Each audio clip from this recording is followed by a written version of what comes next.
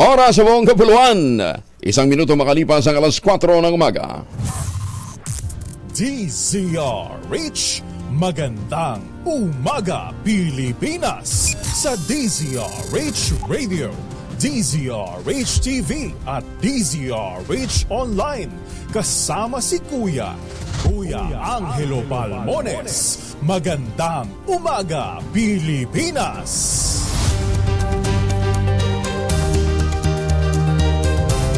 Ala, February na.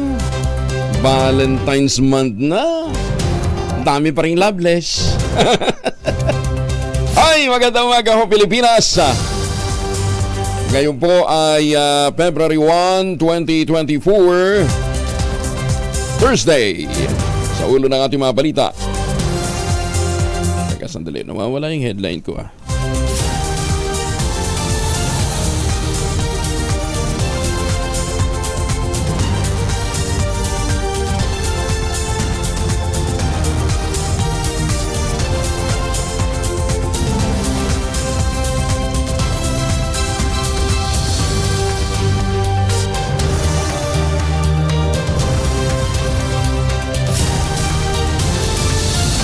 Kasama pa rin natin ang buong radyo natin FM nationwide, ang ating action radio station sa Luzon, Visayas at Mindanao.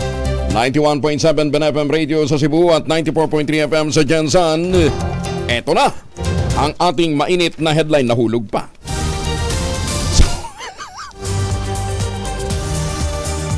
Dating tauhan ni Mayor Digong Duterte, itinuro si BP Sara na sinasabing utak daw ng Oplan Tukhang. Utang ng Pilipinas lumobo pa sa 14.62 trillion pesos nitong Disyembre. Unity may lamat na dahil sa mga demonyo at ahas sa palasyo. Ayon naman ito kay Senador Amy Marcos. Digong hinamon ang Pangulong BBM sabay silang magpa-drug test sa Luneta. Amihan, nakaka-apekto sa Luzon at Visayas. LPA, nagpaula naman sa Mindanao. 2 patay na sasalpukan ng barko at ng water taxi sa Batangas. At 3 naman ang sugatan sa pagsabog ng LPG sa Makati City. Sa detalye ng ating mga balita,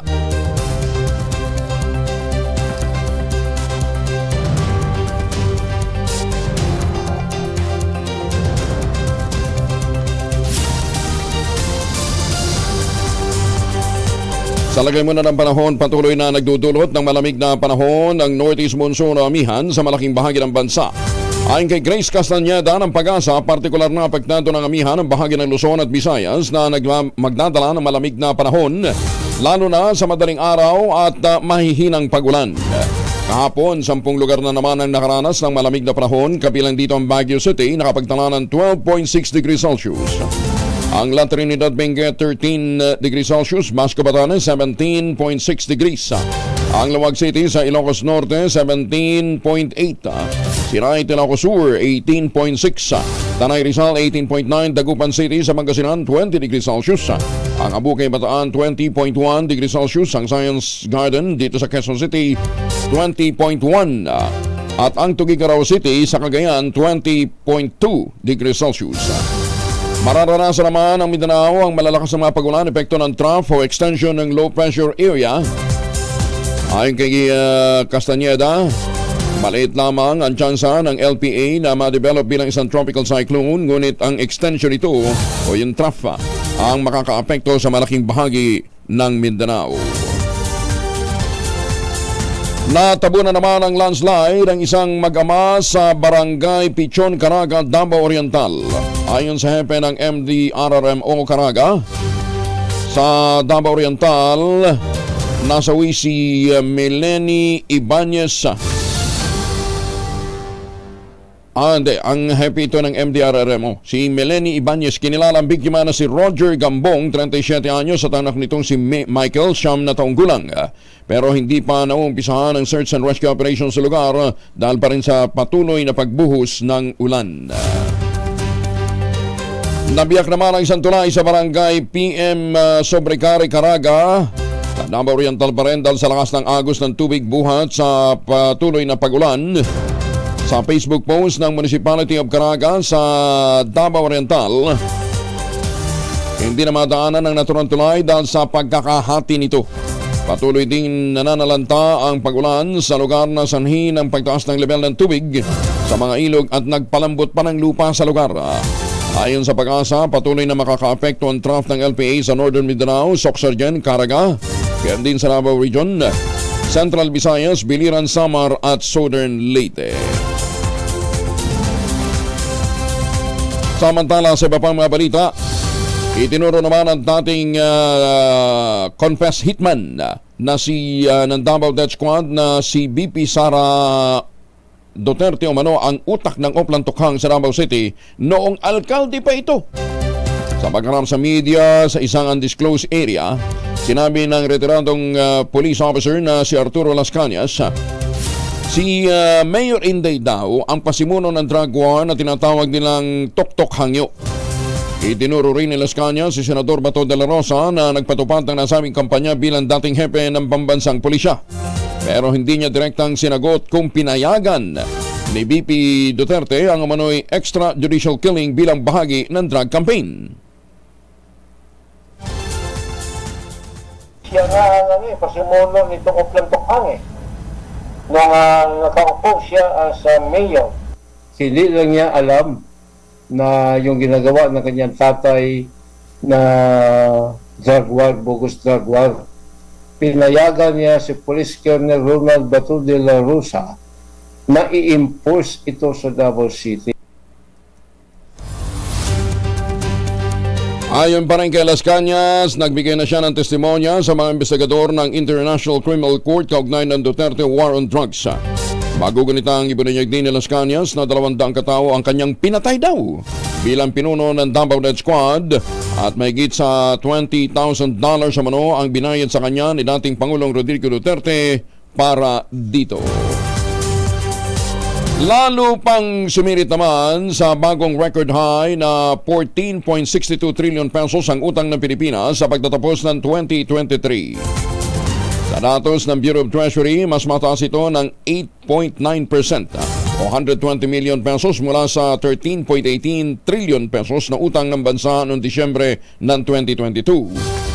Sa ilalim lamang ng Administrasyong Marcos, 1.82 trillion ang nadagdag na utang ng gobyerno mula Hunyo ng 2022. Sumampa naman sa 10.2 trillion pesos ang utang pagloob ng Pilipinas habang 4.6 trillion pesos ang utang panlabas na itinulak ng net availments at exchange rate adjustment noong Disyembre. Samantala sa iba pang mga balita, mga Marcos supporter para pakiramdam daw ay nabudol dahil sa tsa-tsa ay naman ito kay Senator Amy Marcos. Detalye na balita mula kay Raymond Dadpa sa Aris 28. Raymond. Inamin ni Senador Amy Marcos na malaki ang epekto sa mga sumuporta sa kanila noong nakarang eleksyon ang nangyayaring gusot ngayon dahil sa tsa-tsa o charter chains. Aminado si Marcos na tiyak na mababawasan ang suporta nila mula sa 31 million na Pilipinong bumoto sa kanyang kapatid na si Pangulong Bongbong Marcos kapag ito ay magpapatuloy. Dahil sa pakiramdam ng mga ito, sila ay nabudol noong nakarang eleksyon. Sinabi ni Senador Amy na may mga supporters umano silang nagsasabi na sila ay nabudol dahil sa mga nangyayari sa ngayon. Dahil iba ang inasahan nila sa serbisyong Tatak Marcos, ngunit ngayon ay nagkagulo bigla dahil sa isyu ng tsa-tsa. Narito si Senador Amy Marcos. Ang laking bagay ng 31 million votes, di ba? Siyempre, nauubos yun kasi ang tao parang nabudol Bakit akala natin mapupunta tayo sa agrikultura, akala natin public transport, akala natin dun sa infrastructure, kasi yun ang may Tatak Marcos di ba? Abay, ba't naungi dito sa tsa-tsa? Kaya nahihilo yung tao. At minsan tinatanong sa akin Ma'am, iba yung binoto natin. Bakit tayo nabudol nito? Para sa kauna-unahan sa Pilipinas, DZRH, ito si Raymond Dadpas, tuloy-tuloy sa pagbabalita, tuloy-tuloy sa serbisyo, sama-sama tayo, Pilipino. At habang umiinit po ang bangayan sa politika, tumataas naman ang presyo ng baboy at ng iba pang mga bilihin. Samantala, hinamon ni dating Pangulong Rodrigo Duterte si Pangulong Bongbong Marcos na sabay silang magpa-drug test sa harap ng publiko. Ayon kay Mayor Digong, sabay silang magpakuha ng blood test ni Pangulong Marcos sa Luneta Park para patunayang hindi siya adik. Sinabi rin ng dating Pangulo na may isang opisyal ng gabinete na kasama umano ng Pangulong BBM na gumagamit din ng cocaine. Sumumpa si Mayor Digong na isa sa publiko niya ang drug watch list ng PDEA kung saan kasama umano si Marcos sa oras na ito'y makuha niya. It is not me who will prove. Hindi ako ang tumakbo ng public office. It is an accusation against him from the public. Bakit ko i-prove? It is for him to sit in the Luneta Park, pakuha siya ng tubo doon, independent entity, o doktor, magpakuha rin ako, o sige, pati ako, pakuha siya ng blood test. Yan, that is how the way it is disproved. Binueltahan din ni Mayor Digong si Pangulong Bongbong Marcos ukol sa isyu ng fentanyl. Sa isang press conference, dumipensa si Duterte at sinabing nireseta sa kanya ng kanyang doktor ang fentanyl matapos na magkaproblema sa kanyang spinal cord. Nagdemo pa ang dating Pangulo sa gitna ng press conference kung paano ginagamit ang isang fentanyl patch. Sinabi ng Pangulo matagal na siyang tumigil sa paggamit ng fentanyl, halos isang dekada na ang nakalilipas bago siya tumakbo sa pagka-presidente.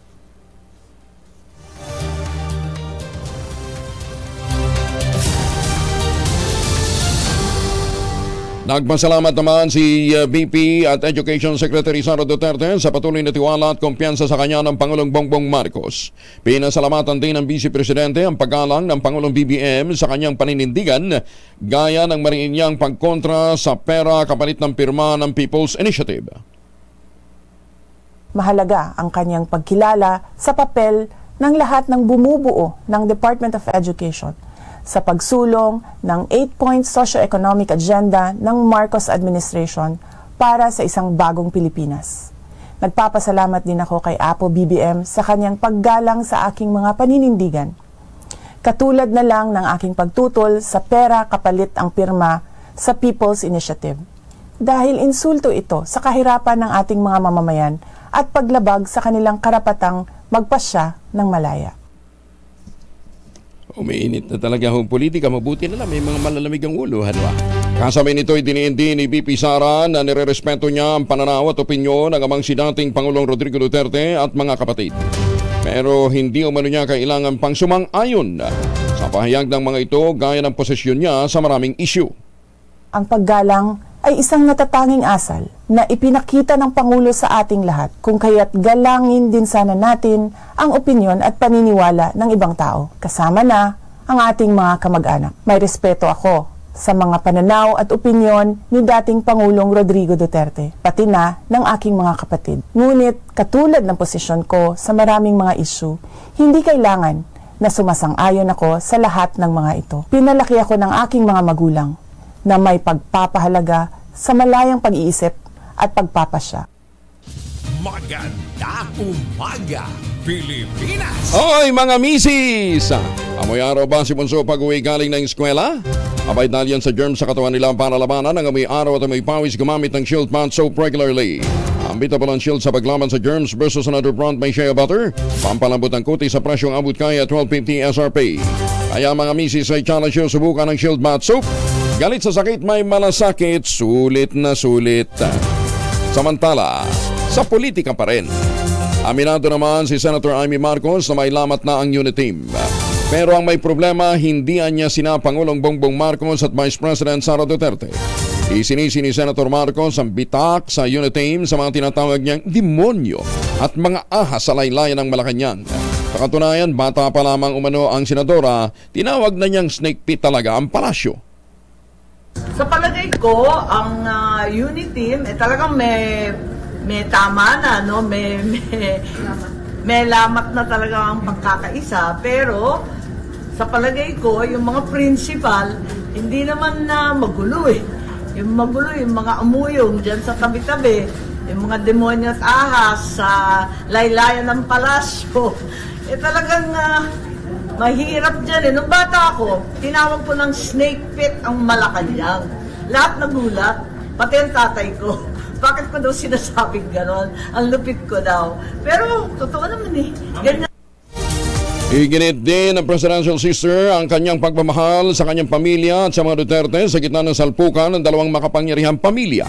Sinabi ng senadora na hindi niya kailangang pumili at patuloy niya ipagtatanggol ang pamilya Marcos sa mga yumuyurak sa kanilang pangalan.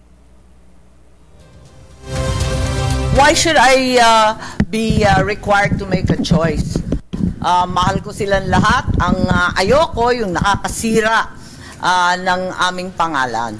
So, ipagtatanggol ko. Alam mo, hirap na hirap kami. 36 years yan pinaglaban. Matapos yung EDSA, no? Talaga kung saan-saan ako napadpad. Ang hirap-hirap talaga ng pinagdaanan namin, ng aking pamilya, ng aking mga anak. Pagkatapos, itong hulog na langit na second chance sa aming pamilya, sisirain lang ng kung sino-sino. Hindi naman ako papayag niyan eh. Umapela rin si Senator Marcos sa mga matakaw sa kapangyarihan na huwag gawing inutil at bayaran ng mga Pilipino para palitawin na may People's Initiative.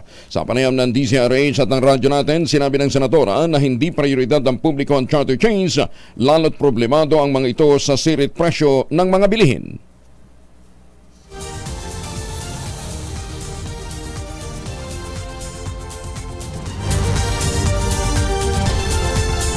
Wala na.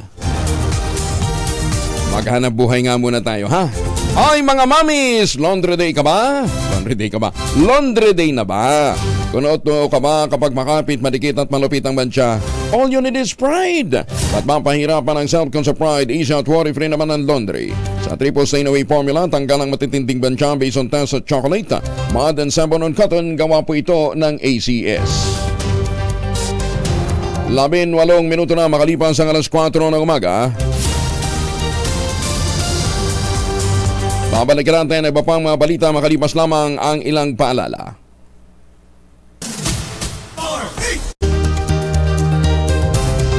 ₱21 na makalipas ang alas 4 ng umaga. O saan man ang lakad nyo, ha? Make sure protektado ang ating pamilya laban po sa mikrobyo. Dalawang formulation ng family alcohol na pwede nating baunin, pwede nating pagpilian. Yung family 70% isopropyl alcohol especially prepared for clinics, hospital, pharmacies, laboratories, pero okay na okay din po yan sa mga households. Very effective sa disinfection at sterilization. Ganyan ang bagsik ng family 70% isopropyl alcohol, maghapon man natin gamitin, no problem. Hindi po manunuyo ang ating mga kabay dahil meron po itong moisturizer.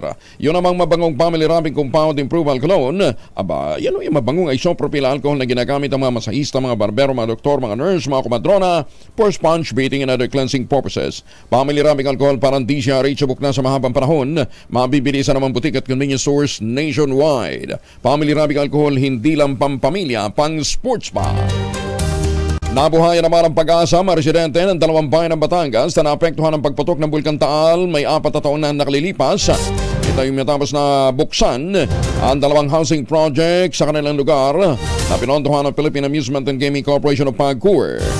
Sa kumpas ni PAGCOR Chair at CEO Altenco, binuksan ang PAGCOR Village Housing Project sa bayan ng Balete at Taal kasabay ng ika-4 na anibersaryo ng volcanic eruption noong 2020.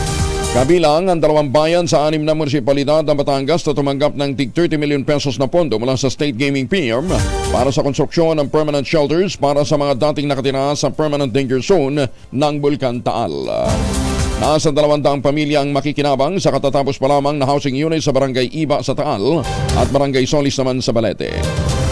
Ang iba pang mga recipients ng PAGCOR Village Project ng PAGCOR ay ang bayan ng Agoncillo, Lemery, San Nicolas at Mataas na Kahoy. Dumoble naman ang presyo ng bangus sa Marikina City mula sa 150 pesos na presyohan ito wala pang isang buwan ang nakakalipas. Bakit madalang na bang harvest ng bangus sa Taal Lake? Lumampas ng 300 pesos per kilo ang bango sa mga pamilihang bayan ng Marikina. Mas mataas kumpara sa 150 hanggang 220 batay naman sa monitoring ng Department of Agriculture nitong Enero 15.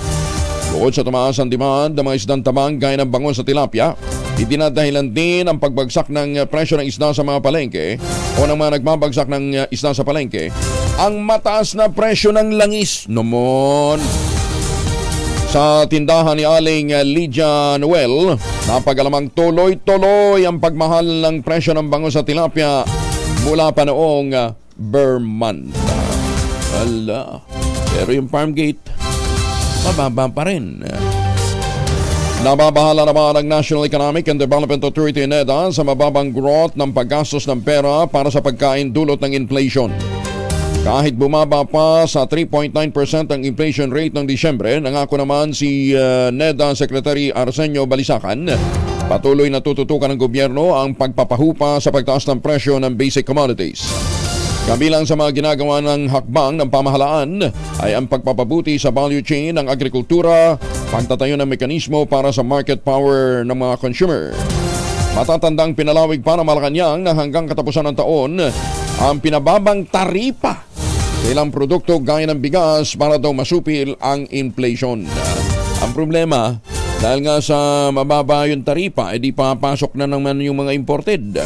Pag pumasok na naman yung mga imported na hindi nga natin alam kung yan ba yung mga reject o mga basura sa ibang bansa, lalong-lalo na ibang mga agri-products, hindi na naiinganyo ang ating mga magsasaka na magtanim. Paano mo naman babalansehin yan? Kaya kinakailangan ho talaga, suportahan ho ng gobyerno to the max ang atin pong mga magsasaka. Diba? Bibigyan mo ng fertilizer pagkatapos kulang naman yung mga post-harvest facilities. Diba? Pagkatapos pagdating sa trading, nandyan yung mga middleman na sagad langit din kung tumubo. O di sinong mapiperwisyo at the end? Di consumer. Maganda umaga, Pilipinas! Pumalag ang transport group sa panghuhuli ng Land Transportation Office sa hindi consolidated na mga traditional jeepney sa kabila ng 3 buwang extension ng Pangulong BBM. Sa pagdinig ng House Committee on Transportation kaugnay ng PUB modernization, sinabi ng Manibela Chairman na si Mar Balbuena, 10 unit lang in-impound dahil sa kawalan ng consolidation paper. Ganito rin ang angal ng Piston President na si Modi Floranda at sinabing nasaksihan niya ang paninita ng LTO-NCR sa kanyang mga kasama at hinahanapan nga ng Provisional Authority. Nangako naman ng LTO Chief na si Assistant Secretary Vigor Mendoza, iimbestigahan ang reklamo ng 2 grupo at pinaalala sa kanyang mga tauhan na bawal pa na harangin ang mga tsuper na hindi pa nakakapag-consolidate. Oy, magandang umaga kay Asek Vigor Mendoza, ano ha? Asek ka. Ako naman ho ang magtatanong. Di ba sa batas ang sinasabi, MBUC, Motor Unified Vehicle Inspection System, MBIC pala, MBIC, Motor Vehicle Inspection Center. Kasi nga, marami hong mga sasakyan, marami pong mga aksidente attributed sa walang tamang inspeksyon. Hindi na check yung roadworthiness. Dahil non-appearance na, smoke belching na lang ay check, non-appearance pa. Eto ngayon ang problema. Paano hong uubra yung mga MBIC? Ang presyo ng MBIC, halos kapareho na lang din sa mga smoke belching center. Yung mga smoke emission test. Aba, saan katerba pa yung mga binuksang bago na mga smoke emission testing center? Bakit? Kasi nga po, non-appearance. Paano natin mapipigil ho yung mga road accident sa mga sasakyang hindi naman dapat tumatakbo sa mga lansangan? Ang linaw-linaw ho ng batas, Assistant Secretary Vigor, bakit ninyo kinukonsente yung pagbubukas na naman ng sangkaterbang mga smoke emission center? Ang katwiran ho nila, pakiusap po sa amin ni Mayor tumawag sa akin si Congressman si Senador, sabi ganito daw, maniwala naman kami. Yung Senador mat Congressman tatawag sa inyo para ho i-violate ang batas na ginawa nila. Di ba? Pakicheck lang ho. LTO, baka naman meron na hong kumikita ng husto dyan Maganda umaga, Pilipinas! Wala kayo maiingganyong magbukas ng panibagong MBIC kung ganyan ho kayo na ganyan. Diba? Mas pinapaboran yung pong mga smoke emission center na magbukas kasi nga po ang sistema ay non-appearance. Adi siya, sige. Magbilang na lang ho kayo ng mga didisgrasya sa kalye because marami pong mga tumatakbo sa mga lansangan na hindi naman roadworthy. Sapat na ang panahon ng Office of the Transportation Cooperatives para mahikayat ang iba pang mga jeepney organization para mag-consolidate sa ilalim ng PUB Modernization Program. Ito ay kaugnay ng 3 buwang extension na ibinigay ng Pangulong Bongbong Marcos para sa mga bigo pa rin makapag-consolidate. Sa hearing ng House Committee on Transportation, sinabi ng PTC Chair na si Andy Ortega, iikutin na lang iba't ibang panig ng bansa. Partikular na yung mga lugar na mababa ang consolidation rate o mababa ang bilang ng mga jeepney operator at mga drivers na nakasama sa consolidation. Samantala, sinabi ni Garcia na dapat hayaan ang mga nasa transport sector na magdesisyon kung mahirap mag-loan kung individual o hindi sila sasama sa kooperatiba. Patay naman ang 2 katao matapos sa magbanggaan ang 2 sasakyang pandagat sa karagatan ng Verde Island sa Batangas. Ayon sa Philippine Coast Guard, patungo ang passenger ferry boat Ocean Jet 6 sa Calapan City, Oriental Mindoro mula Batangas Port nang sumalpok ito sa water taxi Hop and Go 1 na nagmula naman sa Puerto Galera. Ayon kay Coast Guard Station Batangas Commander Captain Jerome Giselle, nasawi sa naturang trahedya ang kapitan at isang tripulante ng Hope and Go 1. Samantala, sugatan naman ang 2 Chinese national na pasahero nito habang nakaligtas ang 2 pang Pilipino at 3 foreign nationals.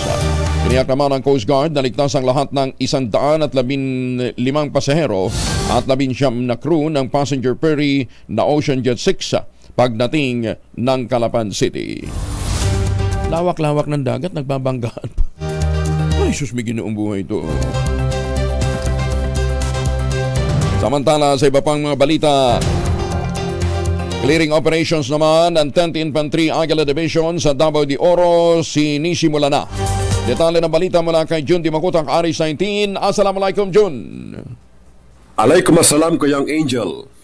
Abala ang 10th Infantry Aguila Division sa ilalim ng mandato mula kay Major General Alan D. Hambala sa paglulunsad ng clearing operation sa bahagi ng National Highway ng Kilometer 67, Barangay Tuburan, Mawab, Davao de Oro. Gamit ang kanilang heavy equipments mula sa 10th Installation and Management Battalion, mabilis na nalinis sa putik ang nabanggit na highway at ligtas ng madaanan ng mga motorista patungong Davao Oriental at Occidental and vice versa. Habang ang mga tropa naman ng 66 Infantry Battalion ay nakikipag-ugnayan sa mga LGU sa Davao Oriental kung saan sila mas kinakailangan na makapag-responde. Sabay naman ang katiil, rumesponde ang Disaster Response Team mula sa Charlie Company ng 67 IB sa bahagi ng Barangay San Vicente at Barangay San Miguel kung saan ilang individual, lalo na itong mga matatanda ang na-rescue sa rumaragasang tubig baha at ligtas na na-transport sa evacuation center. Sa bahagi naman ng Barangay Panikian, Banay-Banay, Davao Oriental, rumesponde sa distress call ang municipal police personnel kasama ang MDRRMO at matagumpay na na-rescue ang mga natrap ng baha sa bahagi ng Purok Evangelista at ligtas na nadala sa evacuation center. Sa bahagi naman ng South Cotabato at Sultan Kudarat, nasa orange rainfall warning ang mga nabanggit na lugar, may banta ng matinding pag-ulan, pagbaha at pagguho ng lupa. Habang ang Davao City LGU naman ay may mga apektado ring barangays. As of 7 p.m. kagabi, tumaas na ang tubig baha at nagpatupad ng forced evacuation partikular sa Jade Valley, Tigato, Buhangin. Habang apektado rin ng baha ang Barangay 19B, Palomo, Purok 2 at 7C, Barangay Bunawan, Barangay 74A, Matina Crossing at Barangay Maa. Dahil dito muling nagdeklara si Mayor Sebastian Baste Duterte ng suspension of classes in all levels at work from home arrangement para sa mga national and local government offices ngayong unang araw ng Pebrero dahil sa mataas na water level sa main rivers at sa mga tributaries na nakapalibot sa Davao City. Mula sa kanunahan sa Pilipinas, DZRH, ako si RH19, Jun Dimakutak, tuloy-tuloy sa pagbabalita, tuloy-tuloy na serbisyo, sama-sama tayo Pilipino. Maraming salamat, John Sukran. Nakiisa naman ang pamahalang panlalawigan ng Cotabato sa isinagawang bagong Pilipinas Kick-Off Rally ng Pangulong Bongbong Marcos sa Carino Grandstand. Ito'y bilang pagsuporta sa mga programa at mga proyektong naisusulong ng kasalukuyang administrasyon para makamit ang mas maunlad at maginhawang Pilipinas. Suportado ni Governor Emilio Lala Talino Mendoza ang mga pagsisikap ng Pangulo na layuning maibigay ang maayos na buhay sa bawat mamamayang Pilipino. Personal na nagpaabot ng pakikiisa sa programa si 3rd District Board Member IB Marcia Ley Dalompines sa balitok bilang kinatawan ni Governor Mendoza. Dumalo at nakiisa din sina Vice President Sara Duterte, mga senador at ilan pang mga tatas na opisyal mula sa pamahalaang nasyonal. Oy, baka kayo may mga importanteng lakad, huwag niyong kalimutan. Lagi ho natin proteksyonan ang ating pamilya, magmaon ho tayo ng pananggalang. Maagang binarel ng ilang kongresista ang plano ni na dating Pangulong Digong Duterte at dating Speaker Pantaleon Bebot Alvarez na ihiwalay ang Mindanao sa Pilipinas. Nagkakaisang ibinasura ni na House Majority Leader Manix Dalipe, Cagayan Representative Jardine Jesus Romualdo, Congressman Rufus Rodriguez ng Cagayan de Oro at Surigao del Norte Representative Ace Barbers ang planong ihiwalay ang Mindanao sa Pilipinas. Kitang mga kongresista, ang mahalaga ay magkakaisa-isa o nagkakaisa-isa ang mga Pilipino at ang paghihiwalay ng Mindanao ay maaaring magresulta ng pagkakawatak-watak. Ayon pa kay Dalipe, baka madihado at maiwan lamang ang Mindanao kung ihiwalay nito ang bansa. Lalo nga't hindi naman maganda ang ekonomiya nito maliban sa nakukuhang 51 billion pesos ng distrito ng mga Duterte sa Davao. Sa panig ni Romualdo, sinabi nito na ang sinusulong na paghihiwalay ng Mindanao ay kontra sa prinsipyo na pag-isahin ang bansa at maaaring humantong sa hindi inaasahang bagay. Iginit naman ni Rodriguez na nais niyang mapanatili ang territorial integrity ng Pilipinas, habang sinabi ni Barbers na hindi napapanahon ang ganitong ideya. Ayon kay Barbers, sa mga ganitong panukala ay dapat na pinag-aaralang mabuti kung higit itong pakikinabangan ng mga taong o ng taong bayan. Ngunit sa ngayon, malabo pa dahil hindi ito uusad, dahil hindi naman ito prioridad. 4 na pulis sugatan naman sa engkwentro sa Santa Margarita, Samar. Detalye ng balita mula kay Jimmy Angay-Angay, RS32, maupay nga agad Jimmy. Nasa mabuting kalagayan na ang 4 na mga pulis na sugatan matapos ang engkwentro nang magsisilbi ito ng warrant of arrest sa ampuang criminal group na may kasong murder sa Barangay Mahayag, Santa Margarita, Samar noong nakaraang Martes alas 5 ng umaga. Ito ang sinabi ni Police Regional Office Regional Director Brigadier General Rinaldo Pawid. Binigyan ang mga ito ng financial assistance kasama na ang 3 pulis na namatay na ibigay ang financial assistance sa kanilang pamilya. Hawak lang yun ang kapulisan ng 7 mga suspek na nasa likod ng pamaslang ng 3 pulis na inahanda na ang pinakabagong kaso sa Piskalya dahil sa pagkapatay ng 3 PNP personnel at pagkasugat ng 4 na iba pa. Patuloy sila sa gawang hot pursuit operation ng kapulisan laban sa miyembro ng Ampuang Criminal Group na subject sa warrant of arrest na sina Edito Ampuan, Jojo Altarijos at Rogelio Macorol. Ang Ampuang Criminal Group o Ampuan Criminal Group ay sangkot umano sa gun for hire activities sa Santa Margarita, Samar at mga karating na bayan na sangkot din sa pamamaslang ayon sa opisyal. Mula sa Action Radio Tacloban, ito si RS32 Jimmy Angay-Angay. Tuloy-tuloy sa babalita, tuloy-tuloy sa serbisyo, sama-sama tayo Pilipino. Dagang salamat Jimmy. Wanted sa kasong murder, nadakip naman sa Malasiki, Pangasinan. Yung kapatid dito, arestado naman dahil nakunan pa ng mahigit 100,000 piso ng halaga ng illegal drugs. Detalye na balita mula kay Freddy Pajardo, RS38. Masantok siya kabasanid si Kayamin sa ating mga kababayan dyan sa Pangasinan, Freddy. Tila 1.2 ibon ang nasa pool ng operasyon ng PNP Malasiki laban sa isang wanted person sa kanilang bayan. Sa ulat ni OIC Chief of Police Lieutenant Colonel Edgar Palaylay, alas 7:10 ng gabi sa Montemor Street, Barangay Poblacion, Malasiki, nagsilbi ng warrant of arrest ang kanyang mga tauhan sa wanted person na si Jesse Bonifacio alias Patay, 36 anyos, residente ng nasabing lugar dahil sa kasong murder. At habang inaaresto ang suspek, sumulpot naman ang kapatid nitong si Eduardo Bonifacio alias Edward, 31 anyos, na nanlilisik ang mata na may sakbat na body bag, kaya sinita ito at nang tingnan ang kanyang bag ay naglalaman ng isang caliber 45 baril na kargado ng 7 bala at 12 pang bala para sa nasabing baril, isang balisong at 22 transparent plastic susi ng shabu na may kabuang timbang na 21.5 grams na nagkakahalaga ng 146,200 pesos at 2 pirasong tag-100 piso. Sa ngayon nasa kustodya ng Malasiki Police Station ng magkapatid na Bonifacio, kung saan patong-patong na kaso ang kinakarap ngayon ni Eduardo.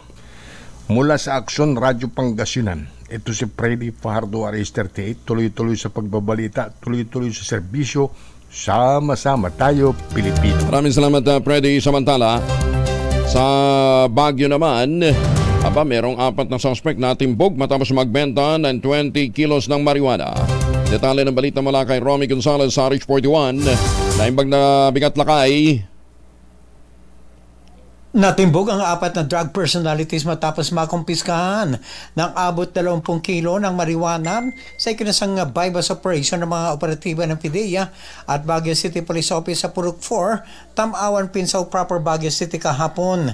Ayon kay PIDEA Cordillera Regional Director Laurethel Gabales, pagkatapos na ilang linggong pagsisikap na makatransaksyon ay nagbunga rin ang kanilang pagod para mahuli ang 4 na suspect. 2 sa kanila ay mula sa Kibungan, Benguet at taga Baguio naman ang 2. Anya nakatanggap sila ng impormasyon mula sa isang informant kaugnay sa illegal na drug activities umano ng grupo na nagbebenta ng malaking bulto ng marijuana. Matagumpay ang kanilang operasyon at nagresulta sa pagkakakumpiska nila mula sa 4 na suspect ng abot sa 20 kilo ng high-grade marijuana na nagkakalaga ng 2.4 million pesos. Ang matuyong dahon ng marijuana ay binalot sa packing tape at inihalo sa 157 kilo ng sayote na nakalagay sa loob ng 4 na sako. Galing umano ito sa Kibungan, Benguet at isinakay nila sa isang itim na Fortuner. Ang mga suspect na nasa custody ng PIDEA Cordillera ay sasampa ng kasong paglabag sa Republic Act 9165 o Comprehensive Dangerous Drugs Act of 2002. Para sa kauna-unahan sa Pilipinas, DZRH, ito si Romy Gonzalez, tuloy-tuloy sa pagbabalita, tuloy-tuloy sa serbisyo, sama-sama tayo, Pilipino. Maraming salamat, Romy, Jose Aguina, at magandang umaga ho sa mga suki natin dyan sa Sariaya, Quezon, at sa mga taga-Oriental, Mindoro. Kumusta na po kayo, ha? May ilaw ba kayo? Libreng sakay at ng electric vehicle sa Bataan aarangkada ngayong Pebrero.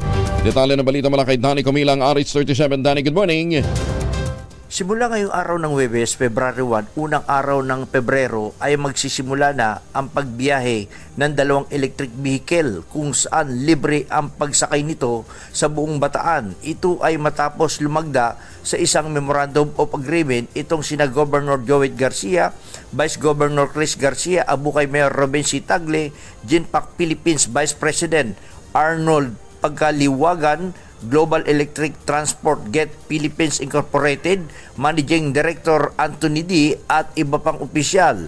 Layo na nasabing papaserong electric vehicle na may bigyan ng libreng transportasyon ang mga kababayan sa Bataan, lalo na ang mga may transaksyon sa pamahalaan dahil ang mga babaan at sakayan nito ay sa mga piling munisipyo sa Bataan. Ito ay malaking tulong bukod sa makakatulong sa pangangalaga sa ating kalikasan. Ang paggamit ng electric vehicle ay mas maginhawa ito at moderno at ligtas sa mga pasahero. Hinikayat naman ang lahat na i-download ang Get Pass app dahil sa pamamagitan nito ay malalaman mo ang tamang oras at lokasyon na nasabing sasakyan, maging ang dating nito sa mga pick-up points mula sa kauna-unahan sa Pilipinas. DZRH, ito si Danny Comilang. Tuloy-tuloy sa pagbabalita, tuloy-tuloy sa serbisyo. Sama-sama tayo, Pilipino! Maraming salamat, Danny. May ababa kay kayungan sa ating masuki dyan po sa Pampanga. Ay, magandang umaga kay Mayor Sandy Mendoza dyan sa Talisay, Batangas. Congador Plato dyan po sa Bulacan, ha? Maraming salamat na Congador dito ho sa inyong pagsisikap na mapanumbalik ang sigla po ng ating mga watershed sa pamamagitan po ng pagtatanim ng kawayan. Massive ho yung kanilang ginagawang pagtatanim ng kawayan dyan po sa mga bulubunduking bahagi po ng Norsagaray, ng Angat at iba pang mga watershed ng Angat Dam. Sinampahan ng 4 na kasong administratibo ang mayor ng San Miguel, Bulacan na si Roderick Chongson dahil naman sa illegal quarrying. Personal na iniharap ng mga nag-asunto ay Mayor Chongson sa pangunguna ni dating Mayor Popwen Camino at ng kanyang may bahay sa Sangguniang Panlalawigan. Bukod kay Chongson, ipinagharap din ang kaparehong reklamo ang mga opisyal ng Municipal Environment and Natural Resources Office o MENRO ng San Miguel. Umaasa mga residente ng San Miguel na mapapanagot ang nasa likod ng mga illegal quarrying sa kanilang bayan at matitigil na ang corruption sa kanilang lugar. Sasabihin nun ninyo, fake yung mga balita. Eto, may nagre-reklamo na, Mayor, hinihintay pa ho namin yung resulta ho ng yung investigasyon ng 3 empleyado nyo, yung 3 Marias na binabanggit, na nakitang nagkakasino. Sabi ho ninyo, iniimbestigahan. Katagal naman ninyong mag-imbestigan. Tagal-tagal na ho nakarating sa inyo yung report, Diba? Baka naman talaga malakas ho sa inyo yan, Ay, sus, may ginoong buhay ito. Pag ang LGU talaga walang malasakit sa bayan, walang pupuntahan ho ang kanyang sinasakupan. Sige, iboto nyo tuwing eleksyon dahil ho may konting barya. Pagkatapos, habang panahon ho kayo nagpipinitensya. Ay, nako naman. Ang maswerte ito mga taga-lalawigan ng Quezon, Abay, mantangin ho ninyo, from planting hanggang marketing, tinutulungan ho sila ni Governor Helen Tan. Katulad halimbawa, nitong tangerine chocolate. Ang tangerine chocolate po ay produkto ng mga magniniyog dyan po sa lalawigan ng Quezon. Sa tulong po ni Dr. Helen Tan, yung pong mga gagandang planting material galing Davao, hinakot ho papunta dyan sa Quezon. Hindi pa ho siya gobernadora nun. Hinakot papuntang Quezon, itinanim sa ilalim po ng mga nyugan para makapag-produce sila ng magagandang kalidad po ng mga beans. And eventually, makapag-develop sila ng sarili nilang brand. Parang Otok ba? Di ba? One town, one product. Ito ngayon yung kanilang Oto. Isa sa mga Oto product nila. Tangerine chocolate na world-class ang packaging at world-class din po ang dating. Available sa 0919-095-5935. Ang tangerine chocolate po ay produkto ng mga magniniyog dyan po sa lalawigan ng Quezon. Para po sa mga kababayan natin abroad na gustong makita yung mahigit 10 variants na ginamit din pong raw material ay galing din po sa kakao o galing din po sa mga harvest ng mga magsasaka, i-check po ninyo sa tangerinechocolate.ph. Ayan, napakagandang pangregalo yan tuwing Valentine's Day. Tangerine chocolate available sa 0919-095-5935. Ang sabi nga po ni Dr. Helen Tani, sino bang magmamalasakit sa Pilipino kundi ang kapwa Pilipino? Kaya tangkilikin po natin ang gawang atin. Maganda umaga, Pilipinas! Balik tayo sa mga balita. Sa harap ng pangamba at maling akala, nilinaw ni Bataan Congresswoman Geraldine Roman ang natural na katangian ay sinusulong ng People's Initiative para sa pag-amyenda ng konstitusyon at ang mahalagang tungkulin ng Kongreso na suportahan ang hinahangad na pagbabago ng mga mamamayan. Tinukoy ni Roman ang sinasabi ng konstitusyon na ang pagbabago sa saligang batas ay maaaring tuwirang ipanukala ng mga mamamayan sa pamamagitan ng inisyatibo at ang Kongreso ay dapat na magbigay ng paraan para ito'y maisakatuparan. Pinuri naman ni House Speaker Martin Romualdez ang naging desisyon ng Senado na talakayin ang Resolution of Both Houses No. 6 simula sa susunod na linggo. Ayon kay Romualdez, ang nasabing hakbang ay isang mahalagang pag-usad patungo sa inaasam na pag-ambyenda sa saligang batas. Ang Resolution of Both Houses No. 6 ay akda ni Senate President Mig Zubiri na ang layunin ay amyandahan ng Article 12, 14 at 16 ng Konstitusyon upang mas maging bukas ang bansa sa pagpasok ng mga dayuhang mamumuhunan na magpapaganda sa serbisyo at publiko at magpapaunlad sa ating ekonomiya. Sinabi ni Romualdez na ang pag-usad ng naturang resolusyon ay isang indikasyon ng pagkakaisa ng dalawang kapulungan ng Kongreso na sa mithiing maamyandahan ang konstitusyon para sa ikagaganda at kinabukasan ng bansa. Hindi naman nagustuhan ng mga kongresista ang tila mababang tingin ng mga senador sa kanila at kailangan lamang sila kapag may eleksyon. Ayon kay Senior Deputy Speaker at Pampanga Representative Aurelio Don Gonzales Jr., walang nakasaad sa konstitusyon na upper house at lower house, kaya hindi umano dapat isipin ng mga senador na mas mataas sila kaysa sa mga kongresista. Binanggit ni Deputy Speaker at Quezon Representative David Suarez na nakakaupenda ang sinasabi ng mga senador na hindi sila dapat ikumpara sa mga kongresista. Iginit ni Suarez na pantay lamang ang mga senador at ang mga kongresista. All-member caucus naman idinaos ng Kamara. Resolusyong sumusuporta kay Speaker Romualdez pinagtibay. Pagtitibayin pa lang. Detalye na balita mula kay Manang Milky Regonan, Irish World. Manang Milky. Maghain ng isang resolusyon ng mga leader ng Kamara sa Lunes para ihayag ang buong suporta kay House Speaker Martin Romualdez. Kinumpirma ito ni House Majority Leader Manuel Jose Dalipe na nagdao sila ng All-Member Caucus. Nagkaroon ng proposal na magpatibay ng House Resolution para kay Romualdez dahil na rin sa mga sunod-sunod na mga pangyayari gaya na may kinalaman sa isinusulong na charter change. Ayon naman kay House Senior Deputy Speaker Aurelio Gonzales Jr., nasa resolusyon ang hindi matatawarang pagkakaisa at suporta ng mga kongresista kay Romualdez at ang pagtindig sa integridad ng Kamara bilang isang institusyon. Ito ay sarap na rin ang kabi-kabilang mga atake sa Kamara mula naman sa Senado. Nang matanong na baka maging issue na naman ito sa Senado, sinabi ni Rizal 1st District Representative Michael John Duavit na may respeto pa rin sila sa Senado. Pero minsan anya, dapat ding sagutin ang mga matatapang na pahayag. Para sa kauna-una sa Pilipinas, DZRH, ako si Mildred Gunan. Tuloy-tuloy sa pagbabalita, tuloy-tuloy sa serbisyo, sama-sama tayo, Pilipino. Maraming salamat, Manong Milky. Flash Report. Flash Report! Mayroon pong mga naramdamang pagyanig sa iba't ibang bahagi ng Metro Manila. Antabayan po ninyo yung mga detalye. Kontakin nga natin ang PBOX. Malaman natin kung saan ang epicentro nito. Pero in the meantime, yanigin muna tayo sa tumatas na presyo ng karne. Kasama na natin si Ginoong Rosendo So ng Sinag. Kasendo, magandang umaga po sa inyo. Yeah, Angel, magandang umaga. Ay bakit naman 420 pesos per kilo na ngayon ang karning baboy? Yeah, nagtataka na tayo kasi yung farm gate price 200. Sa ngayon is nasa 185 pa rin. Kita mo, 185. Mataas pa pala yung sinasabi namin 200 pesos na farm gate price. Yeah, so dapat ma-check bakit ganun kataas yung presyo dun sa retail price. Saan ba nanggagaling? Ito, usually sa mga highly urbanized areas lang naman ito ba dahil nanggagaling pa ibang karne sa Mindanao? Mostly, dito na sa Luzon medyo nag-recover yung Luzon dun sa stocks, no? So, yung galing sa South, mas konti na dumadating. Pero mostly, dito na lang sa, Batangas. Area natin ng Luzon. Oo. So, dapat hindi sumita ng ganun. Tataka din tayo. Sagad to the bones naman yata yung 420 tapos 185 lang yung farm gate price. Parang napakalaki naman yata ang tinutubo ng mga middleman ito. Yes, oo. And nakita rin natin sa other product.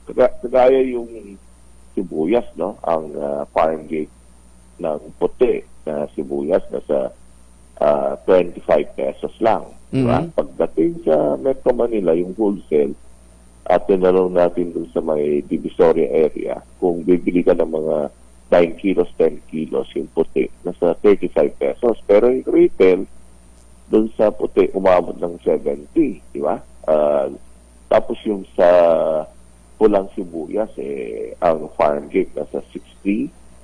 Pagdating sa Metro Manila, yung presyo nasa 85 pesos, pero yung retail 130. Kaya nga, grabe naman. Oo. May problema talaga dun sa between yung sa wholesale up to retail, dun nagkakaproblema yung presyo. Hindi, pero itong change ng babuyan, ako sa bagay, wala kayo kasing say pagdating sa market, Pero, di ba, yung 185, yun ba yung nung December pa? O mataas ng December? Nung December, nasa between 185-190. So wala talagang pagbabago?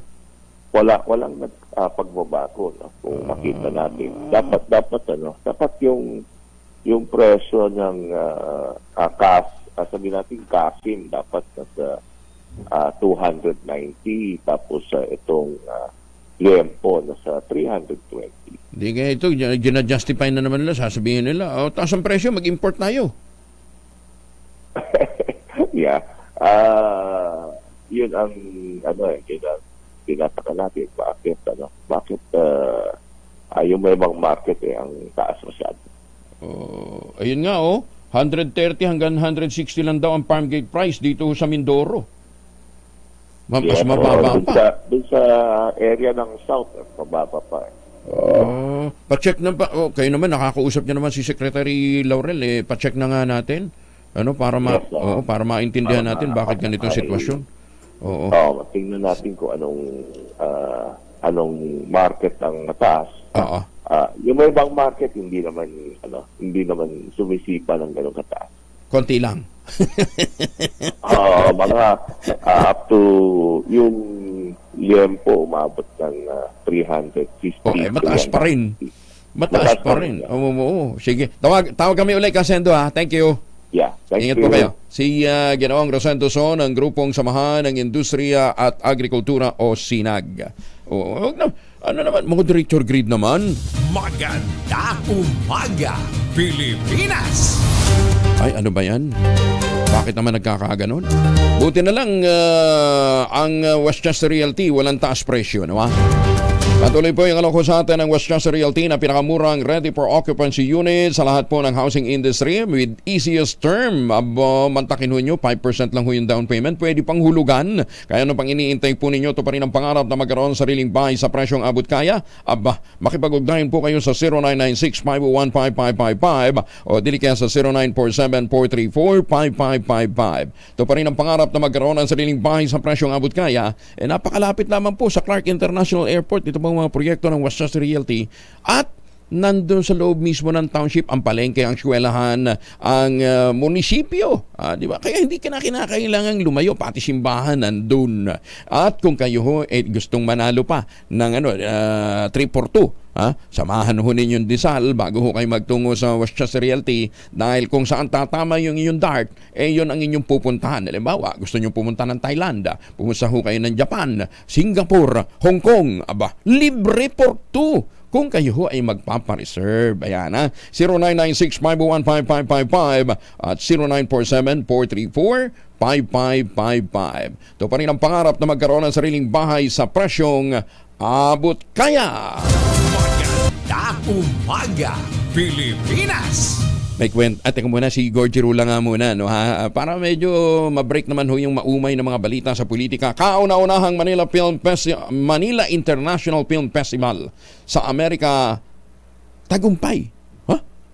Amerika ginanap. Kaya pala nawawala si Gorgie. Nagpunta pa ng Amerika. Alamin natin ang latest mula kay Gorgie Rula. Gorgie, good morning. Matagumpay na idinaos ang kauna-unahang Manila International Film Festival sa Los Angeles, California na nagsimula noong January 29 hanggang February 2 ang naturang film fest na kung saan ay ini-screen ang 10 pelikula ng Metro Manila Film Festival. Bawat screening ng pelikula ay meron silang talkback na kung saan ay humaharap ang mga artista, direktor at producer para sagutin ang mga katanungan ng mga nanood. Unang isinalang ang pelikulang Rewind at Malyares sa unang araw ng film fest na dinaluhan ni Dingdong Dantes at Piolo Pascual. Tuloy-tuloy ang screening ngayon at talkback kasama ang mga artistang bahagi ng bawat entry.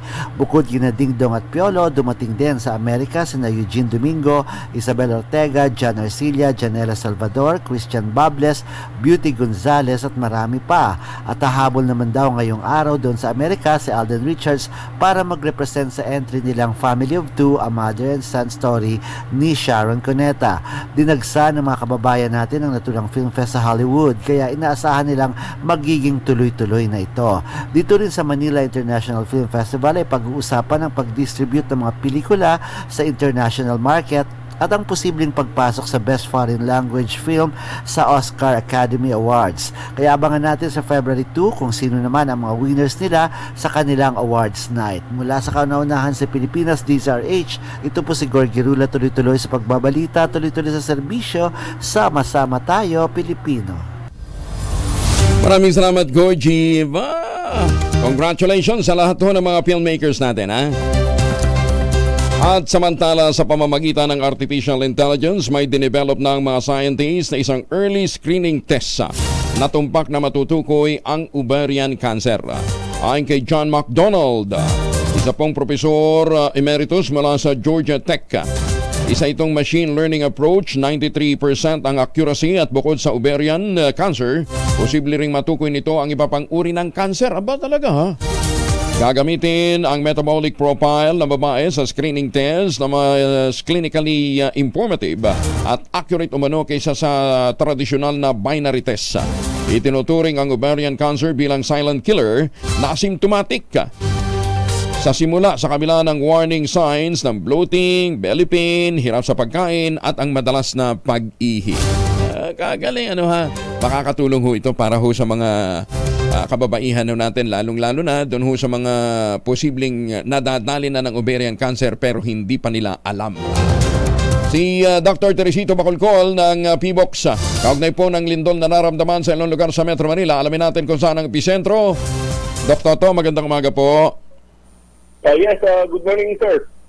Oo, saan ang epicenter ng lindol? May lindol magnitude 5.0. Yung epicenter po niya is 17 kilometers north, 39 west of Abra de Ilog sa may Occidental Mindoro. Malayo sa Metro Manila. Pero magnitude 5, ha? Magnitude 5 and intensity 4. So may, so far, ito pa yung instrumental intensity natin is intensity 4 sa may Abra de Ilog. Offshore? Offshore siya, offshore? Offshore? Offshore po. Offshore. Kaya kahit medyo may kalakasan, hindi siya masyadong naramdaman, ano? Pero hanggang saan siya naramdaman? So far po, wala pa pong reported intensity. At kami bukata kami ng additional information. So instrumental intensity sa may Abra de Ilog and Mamburao intensity 4. Okay. What is important, offshore ho ito. Hindi masyado magdudulot ng problema. Thank you, Director. Magandang umaga po. Magandang umaga po. Ayan, si Dr. Teresito Toto Bacolcol ng PBOX. Mantakin muna mo. Halimbawa, nagsasalamin ka, bigla lumindol. Diba? Tapos hindi ka pa naka-ultrabayo. Makikita mo ngayon, ibang dating mo. Ayan, joke. Ayan, ha. Uy, para sa mga magandang gising, siyempre, dapat nagkaroon kayo ng magandang tulog. Paano tayo magkakaroon ng magandang tulog? Malalabanan ho natin ang mga stress, ang puyat, ang mga depression sa pamamagitan po ng bagong postbiotic food supplement na dinevelop po ng mga Hapon. Ang postbiotic po ay talagang sindyang ginawa ho ng mga dalubhasa sa Japan para maboost ang ating immune system. Pagkatapos, ito ho naman ay makatutulong din ayon sa mga pag-aaral para magkaroon tayo ng magandang tulog. Kasi habang natutulog po ang tao, nilalabanan po ng pinapalabas ng brain yung mga toxins sa ating katawan. Ayan, kaya nabubus ang ating immune system. Ang kauna-unahang postbiotic food supplement sa Pilipinas ay ang Ulta Bio. Kaya ho ito nire-recommenda ng mga doktor, rehistrado sa Food and Drug Administration. Ang ginagawa ho ng Ulta Bio ay tinutulungan tayo para maabot ho natin yung antas na nasa stage 4 tayo ng tulog. Yan. Talagang mananaginip ka na ng maganda. Yan, ha? Ngayon, kung may mga tanong pa ho kayo tungkol ho sa Ulta Bio, pwede kayong mag-text sa 0917-110-6580. May naka-standby na ho silang mga health experts dyan, ha?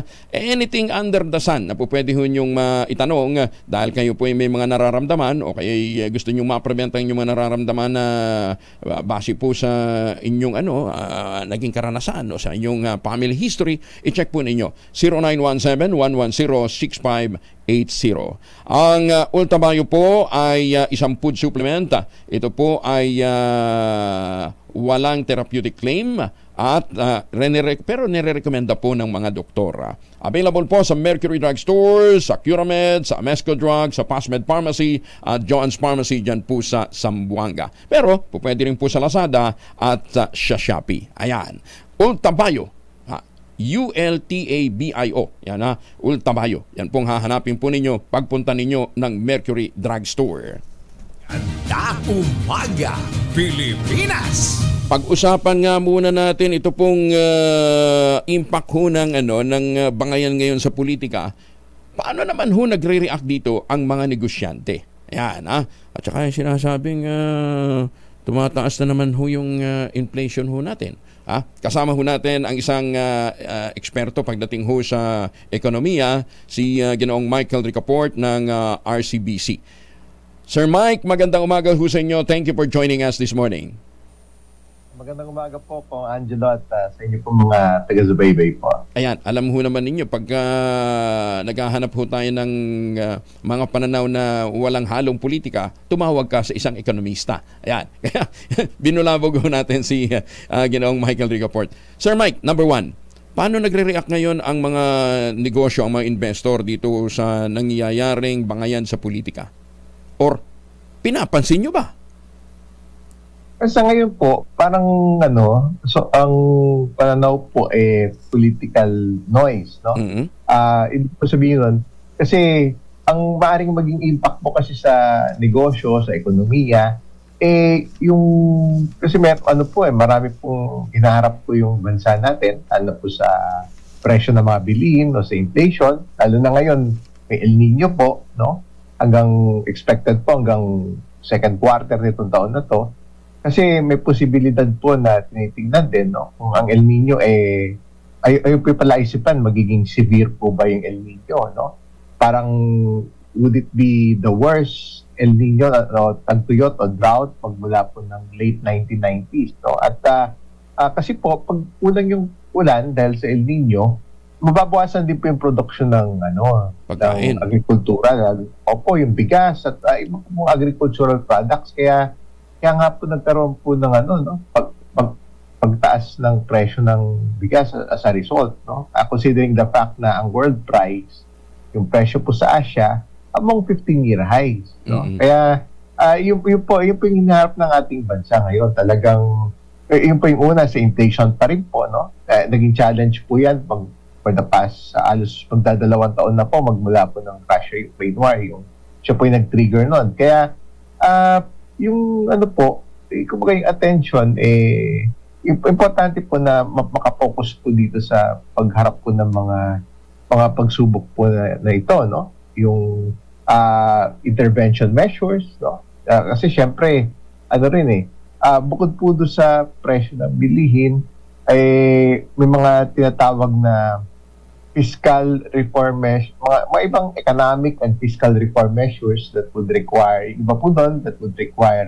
legislation na kailangan po ipasa ng mga mababatas natin. Kaya nagkakaroon po ng, kailangan yung hindi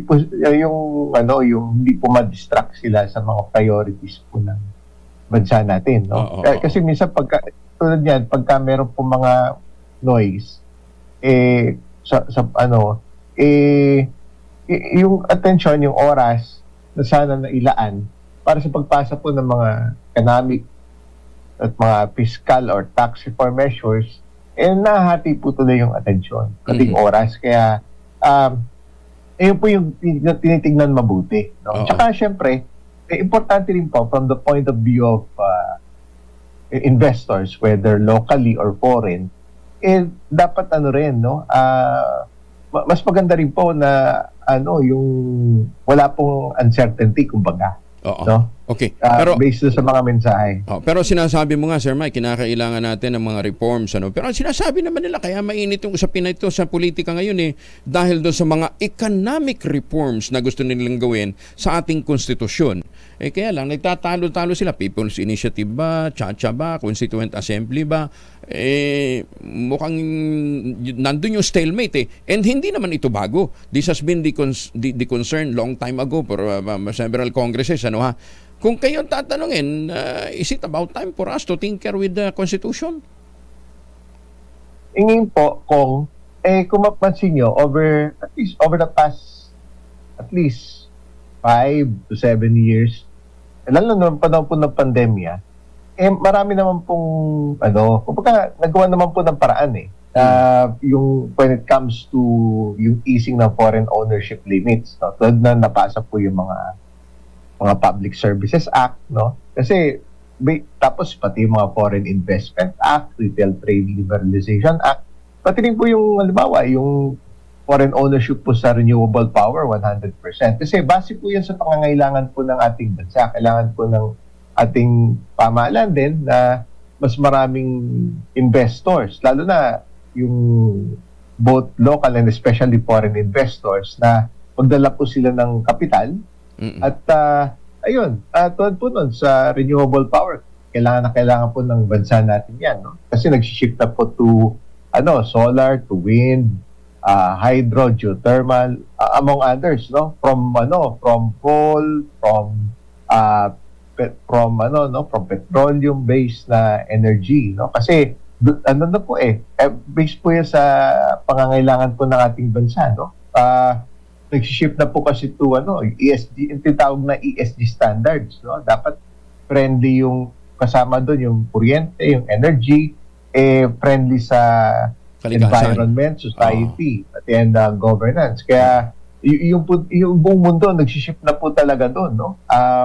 Papunta na po doon sa mas marami po yung production ng kuryente. Lalo na po yung bansa natin kasi kailangan po natin na yung supply, na mas marami supply ng kuryente para makatulong din po sa pagbaba ng presyo ng kuryente. Kasi yun po yung mga yung mga concern din ng mga mamumuhunan, lalo na yung mga foreign investor. Kasi po, for the longest time, for many years and decades,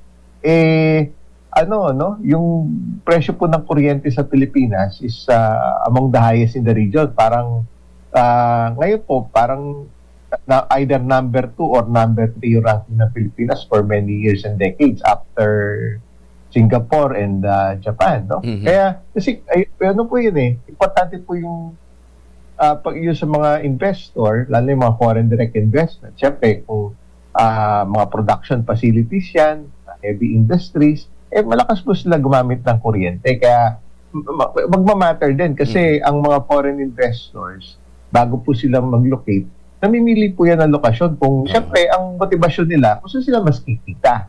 So kung kaya yun po importante po na mapababa yung presyo ng kuryente.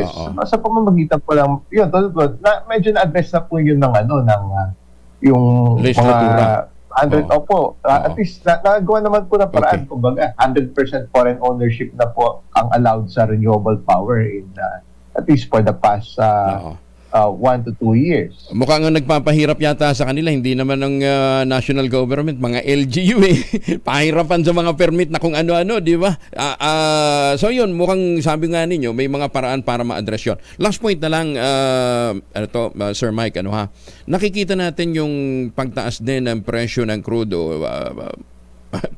hindi nga fluctuating patuloy sa pagtaas kasi kung may dapat kung fluctuating, di ba? Taas baba taas baba ng konti, taas baba ng konti. So hanggang kailan ito, Sir Mike? By the end of the year ba, end of 2024, are we expecting a better trajectory? At least yun lang is naman po, ako Angelo, kahit paano, that is still among the lowest in like 2 years, no? Kasi ano po yan nag-hover po yan between $76 to $78, no? Or over the past week, no?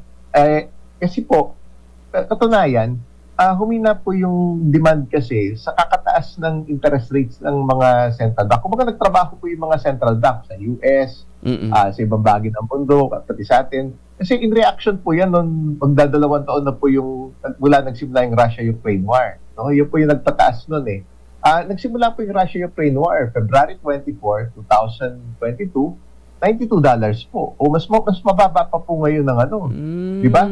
Mas mababa pa po ng halos $15. Tapos nag-peak po yan after nung mga March 7, 2022, nag-peak po yan ng $130. Kaya mas mababa pa rin po ngayon, no? Pero syempre, ang lowest po niyan, ang pinakamababa po niyan last year was around nasa 60 levels, mga 63. Tapos po yun, mga around middle of last year, $63. No? Halos nakalahati po from the peak na $130. Tapos yung pinakamababa naman po, bago po mga 1 to 2 months ago, mga around $67. Ayun po yung low, no? At yung Israel-Hamas war, nagsimula po kasi yan, magtatatlong buwan na po yan, October 7. Ayan po kasi yung tinitingnan mabuti. Yung when it started, it was $82 to $83. So, mas mababa po ng mga $5 ngayon. No? Pero, umakit na po siya ng konti from from the low of $67, no? Mga around the po yun, mga December. Kaya yun po yung tinitignan, yung pangyayari po sa Middle East, no? Kasi yun po yung pinaka-iniingatan kahit yung mga foreign powers Pagka nag-escalate pa, no ha?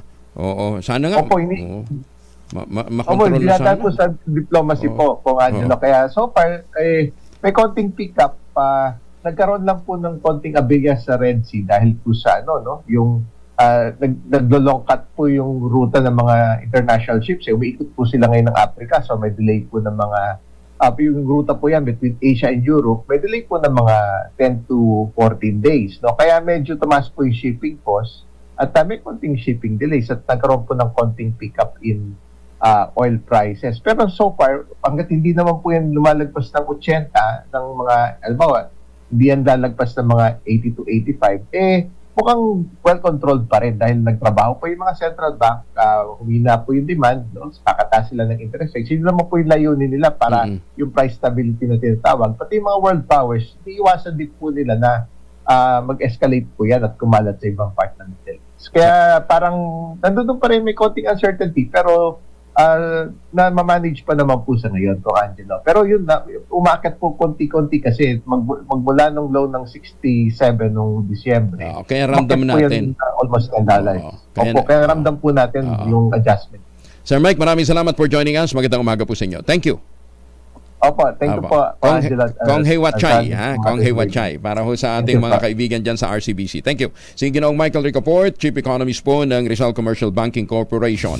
Maganda umaga, Pilipinas! Sabi ni Sir Mike, so far, yung mga issue na may kinalaman sa foreign direct investment, na address naman natin, yung issue ng power, 100% ng ownership sa renewable. So, kung siya tatanungin, mas mabuting mag-focus tayo sa mga agenda na may kinalaman sa pagpapaganda ng ating produksyon.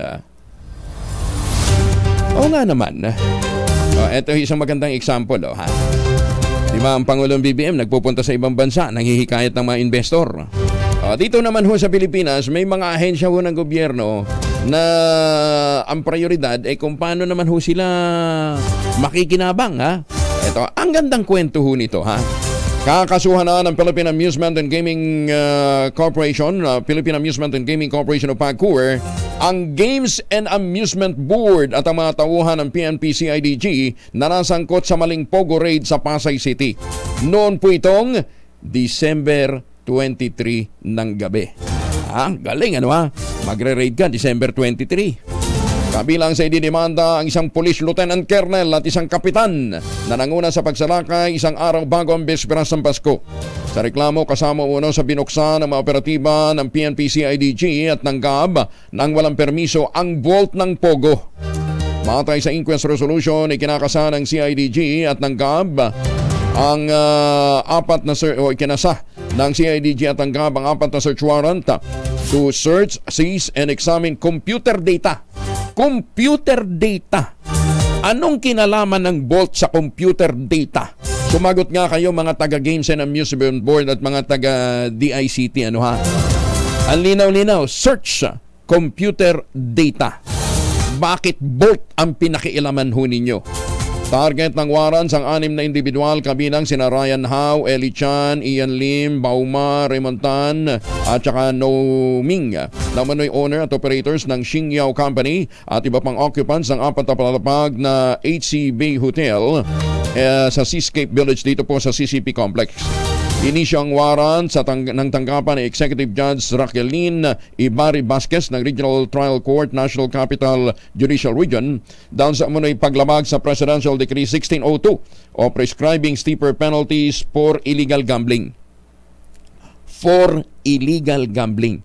Lisensyado ho ng PAGCOR yung pong operasyon nun. So, Judge, di ba dapat nag-check ka muna kung talagang illegal gambling ho yun? Pangalawa, wala hong jurisdiction sa Pogo ang Games and Amusement Board. Bakit ka nag-issue? Ito pang malungkot. December 31, nag-retire si Judge. Yung Judge na nag-issue ng search warrant, nag-retire. Alang yung buhay ito. Kanya-kanyang racket, Pero ang mga dayuhang sinalakay at sinalang sa inquest proceeding ng mga operatiba ay mga empleyado ng Tri-Technology Corporation na lisensyado nga ng Pogo, na lisensyadong Pogo ng PAGCOR. Di ba? Sumain ho ninyo. Simple lang ho. Racket. Ay, susme. Ngayon, ano hong nangyari? Nagsara ho ngayon yung operasyon. Sinong apektado? Yung pong mga allied business dito po sa Seascape area, ang dami hong negosyo dyan eh. Nawalan ho ng mga kliyente. Kasi nagsara ho yung, ni-raid yung di umalis. Di ba? Lisensyado ka, ni-raid ka. Anong gagawin mo? Di umalis. Kaya si Chairman Altanco, galit na galit. Di ba?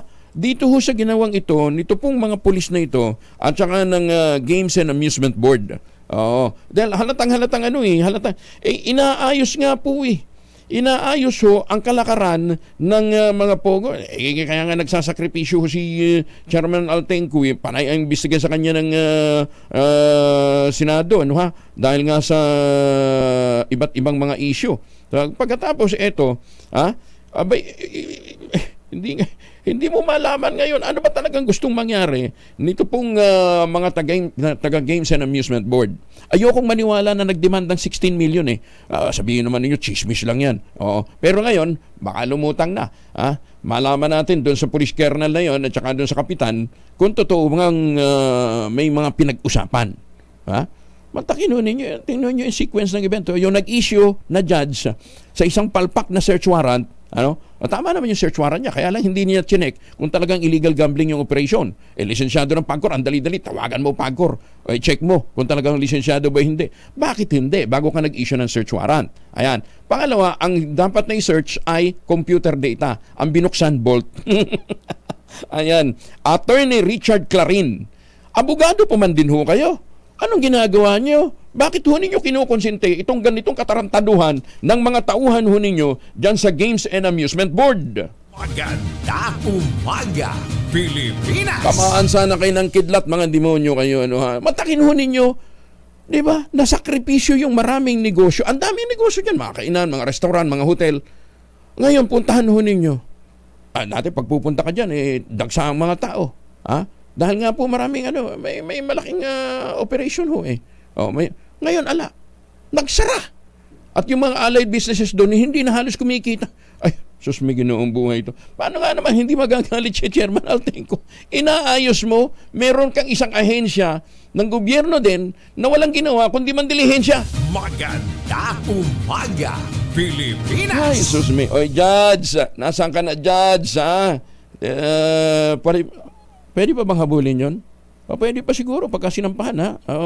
Anyway, alamin muna natin na magiging lagi ng panahon kung magiging malamig pa rin ba ang temperatura para lumamig ang ulo ng mga taga-PAGCOR dito po sa mga taga-Games and Amusement Board. Kasama natin si Rhea Torres mula sa Pag-asa. Ma'am Rhea, good morning. Yes po, good morning po sa inyo. Good morning po sa ating mga taga-subaybay sa update po sa magiging lagay ng ating panahon ngayong araw. Sa ngayon po, magiging maulan pa rin sa malaking bahagi ng Mindanao, dulot pa rin ng trough or extension nitong low pressure area na sa labas ng ating Philippine Area of Responsibility. So asahan po natin yung mga kalat-kalat mga pag-ulan or malawakang mga pag-ulan, lalong-lalo na sa areas po ng Caraga, Davao Region at Suc-Sargen. At pinag-iingat pa rin po yung ating mga kabayan dyan dahil posible pa rin yung mga pagbaha o pagguho ng lupa dulot ng malalakas na mga buhos ng ulan. Sa Central Visayas, Southern Leyte at nalalabing bahagi naman po ng Mindanao, magiging maulan pa rin yung panahon, dulot pa rin na trough or extension nitong low pressure area. Samantalang sa nalalabing bahagi naman po ng ating bansa, nagpapatuloy ang epekto ng hanging amihan or northeast monsoon. Magdadala po ito ng may hinang mga pag-ulan sa areas ng Aurora, Quezon at Bicol Region at magpapatuloy naman yung maaliwalas na panahon sa nalalabing bahagi po ng ating bansa, liban na lamang sa mga tsansang pulo-pulong mga pag-ulan. Inaasahan po natin yung temperatura for Metro Manila, maglalaro mula 20 to 29 degrees Celsius. Para naman po sa Baguio City, 14 to 24 at sa Tagaytay, 20 to 28 degrees Celsius. Samantalang sa kalagayan naman po ng ating karagatan, wala po tayo nakataas na gale warning, ngunit iba yung pag-iingat pa rin sa mga planong pumalaot sa silangang baybayin ng ating bansa dahil inaasahan pa rin po yung katamtaman hanggang sa maalon na karagatan. At yan po muna ang latest mula dito sa Pag-asa Weather Forecasting Center. Rhea Torres po, magandang umaga, ingat po tayong lahat. Salamat, Rhea. Dito sa Tagaytay, anong range ng temperature natin? Yes po, sa Tagaytay, nasa 20 to 28 degrees Celsius, so may kalamigan pa rin po sa ngayon. Wow, sarap. Pero Davao?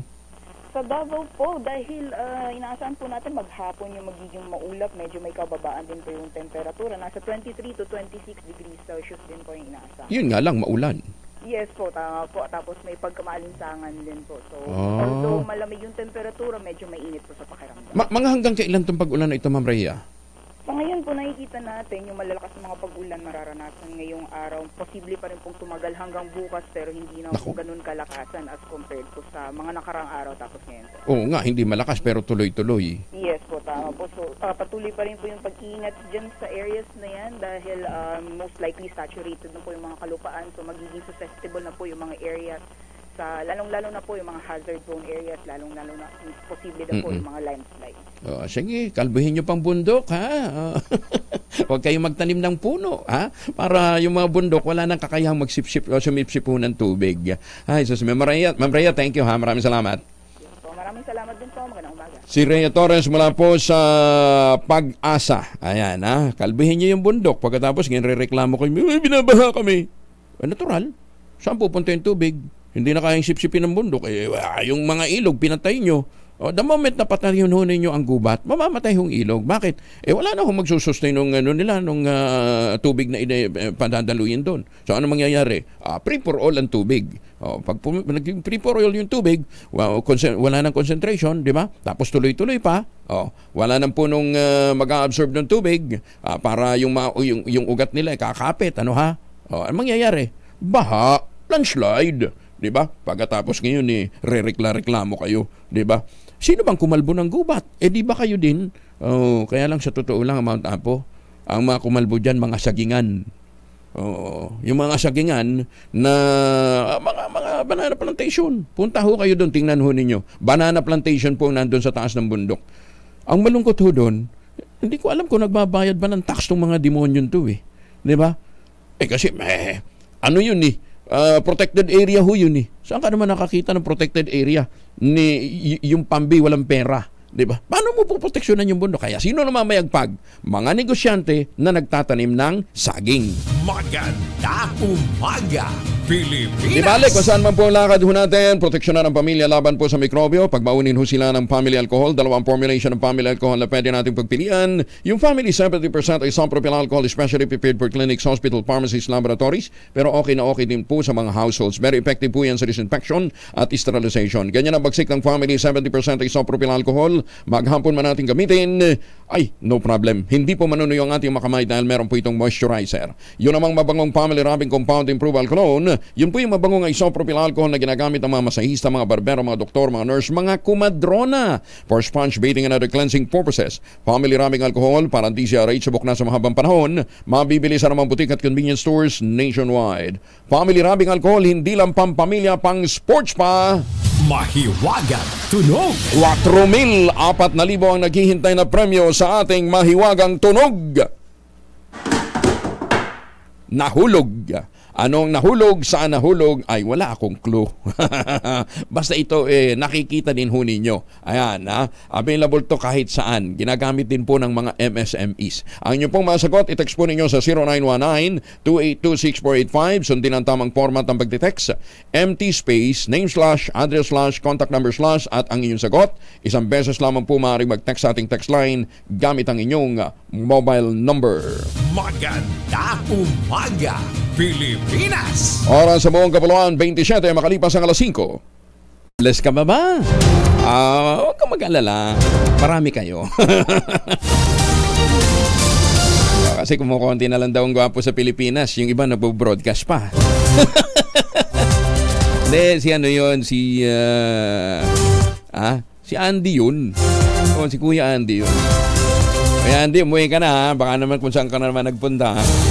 Ayan, pero wag niyong kalimutan ang paalala ho sa atin na Dr. Helen Tan, pinakamaganda hong pangregalo ngayong Valentine's Day ay masarap na locally made na tsokolate, ang Tangerine Chocolate. Ang Tangerine Chocolate po ay produkto ng mga magniniyog dyan po sa lalawigan ng Quezon. Sa tulong nga po ni Dr. Helen Tan, yung mga magniniyog ay nagkaroon ho ng access sa mga magagandang planting material ng kakao galing Davao. Itinanim ho nila yan sa ilalim ho ng mga nyugan na pagkatapos ay nagpo-produce na sila ngayon ng magagandang dekalidad na mga cacao beans. text. Available sa 0919-0955-935. Diyan ho kayo mag-text ha. O dili kaya i-check po ninyo sa tangerinechocolate.ph. Ang sabi nga po ni Dr. Helen, sino bang magmamalasakit sa Pilipino kundi ang kapwa Pilipino? Kaya pag tinignan ho na yung Tangerine Chocolate, tingnan ninyo, world class ho ang dating ng packaging. Pag natikman ninyo, world class lalo. Oh, walang sinabi ho yung mga made in Europe na mga chocolate. Walang binatbat. Mas masarap ho yan kasi locally made. At saka yung mga raw materials na ginamit, produkto din po ng mga magsasaka. Kaya pagka kinain natin yan, ang naiisip po natin, ang ating mga magsasaka, ang ating mga MSMEs. Kaya tangkilikin po natin ang gawang atin. Sabi nga po ni Dr. Helen Tani, sino bang magmamalasakit sa Pilipino kundi ang kapwa Pilipino? Ayan. Asa na yun? Magandang umaga, Pilipinas! Sino daw ba ang perfect man? Ayan. Sino ang perfect man? Ang perfect man, yung gumigising ng maaga at least alas 5 ng umaga, araw-araw. Ako, lamang ako dyan. Alas 2 ako. Alas 2, kaya maaga ako natutulog eh. O alas 4 ko magpuprogram, alas 2 gising na ako. Nag-exercise everyday. Yan! Makes his own bed. Oo. Talagang nililigpit ko pagkatapos yung aking higaan. Nakakaano na ako. 3, cleans his room. Ay, hindi, wala na akong oras para tsaka para kipat magbabayad ko na di ba? Ayan. Works sincerely. Sincere naman ako Araw-araw nga, alas 2 gigising, tapos papasok. So, works sincerely. Does not touch alcohol. Hindi ho. Ako, occasional drinker ako. O kahit wine. Bibihira niyo ako makitang intoxicated. Helps in the kitchen. Magaling ako magluto. Does not indulge in nightlife. Paano ka naman magna-nightlife? Alas 8 nga, kailangan tulog ka na. Diba? Alas 7:30 dapat nasa bahay ka na. Ayan, lang nightlife. Is always punctual. Kasi hindi ka naman pwedeng malate sa programa eh. Pagka na-late ka dito, may multa. Pag nag-overtime ka, multa. Saan ka nakakita na ganun klaseng trabaho? Nag-overtime ka, may multa. Malate ka, may multa. Kailangan punctual ka. Ayan praise daily. Kaya nga, pinagdadasal ko lagi si Greg na sana tumama sa loto dahil pagka nanalo siya sa loto, sigurado, bibigyan niya ako ng balato. Ayan Nagbabasa. Natural. Kailangan ho kami magbasa para Ayan hits the bed at 9 p.m. sharp.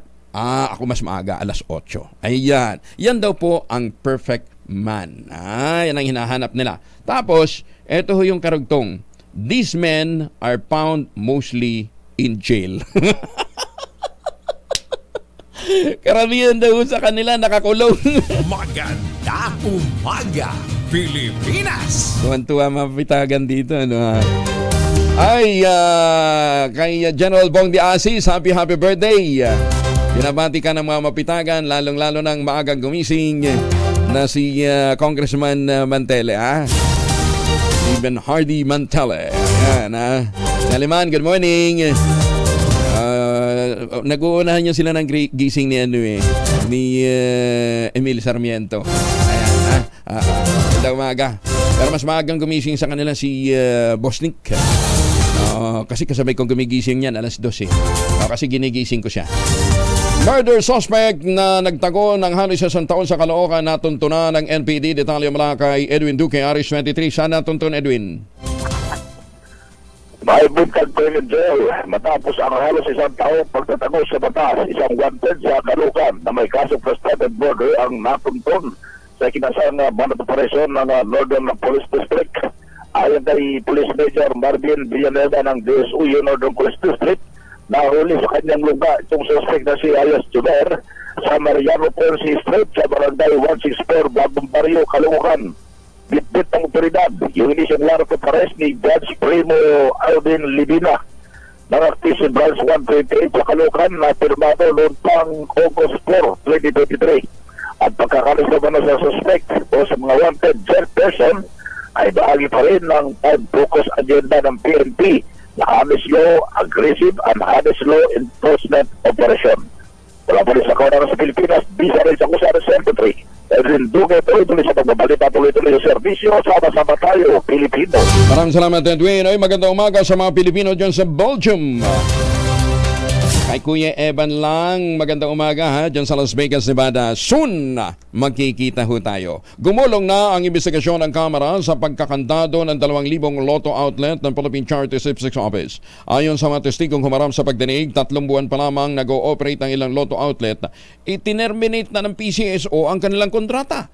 Marami sa mga teller ang nawala ng hanap buhay, ang nagugutom sa ngayon at umapela na sana bigyan sila ng due process. Una rito, nakatanggap ng reklamo ang Kamara na isinara ng PCSO ang nasabing lotto outlets para bigyan daan ang kanilang iloto. Iloto na ito. Yan. Pero itinanggi ito ng PCSO Assistant General Manager na si Remelisa Gabuyo at sinabing ang closure ay resulta ng transition ng PCSO sa kanilang Philippine Lottery System. Maganda umaga, Pilipinas! Menos 20 bago mag-aces ng umaga. Kuyang Angelo Palmones, magandang umaga, Pilipinas! Uy, teka nga pala, nakalimutan kong batiin ng happy birthday, belated happy birthday kay Bishop Colin Bangaporo, ang bishop po namin dyan sa Kidapawan Diocese, ano ha? At siya rin po ay ang Pangulo pa rin ho ng Caritas Philippines. Happy birthday, Bishop Colin, and more birthdays to come, Bishop Colin Bangaporo. At ngayon po naman ay anibersaryo ng Court of Appeals. Congratulations kay Presiding Justice Mariflor Plunsaran Castillo, ang atin pong kasalukuyang PJ, Presiding Justice ng Court of Appeals. Binabati ho natin ang lahat ho ng mga maestrado ng Court of Appeals.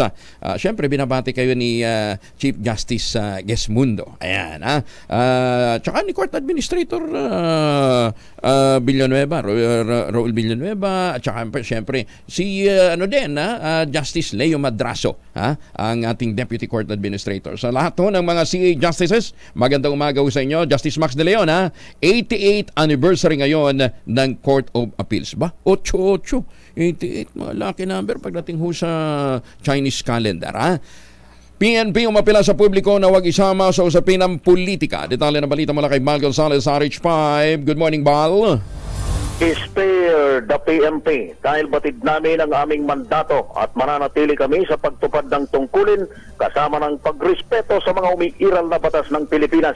Ito, Kuya Angel, ang maring pahayag ni PNP Public Information Office Chief Police Colonel Jean Pajardo sa gitna ng mainit na bangayan sa politika. Ayon kay Colonel Pajardo, muling inatasan ni PNP Chief General Benjamin Acorda Jr. ang mga Police Regional Directors na ipaalala sa kanilang mga tauhan na manatiling nakatutok sa kanilang misyon at huwag magpapaapekto sa anumang kaganapan sa politika. Git ni Pajardo, mataas ngayon ang moral ng PNP dahil bukod sa naibibigay ang lahat ng kanilang karapatan ay pinagmamalaki ng organisasyon ang patuloy na pagbaba ng krimen sa bansa. Hindi aniya nagpapaapekto ang PNP sa ingay ng politika. Sa katunayan aniya, sa buong buwan ng Enero ngayong 2024, ay 28.61% ang pagbulusok ng focus crimes. Dahil dito ay muling inulit ni PNP Chief Acorda na walang destabilisasyon at anumang kudita na namomonitor ang pambansang pulisya. Para sa kauna-unahan sa Pilipinas, DZRH, ako naman Val Gonzalez, tuloy-tuloy sa pagbabalita, tuloy-tuloy sa serbisyo. Sama-sama tayo, Pilipino. Maraming salamat, Mal. Samantala, hindi sumipot para sa preliminary investigation ang vlogger at dating Army General na si Johnny Macanas.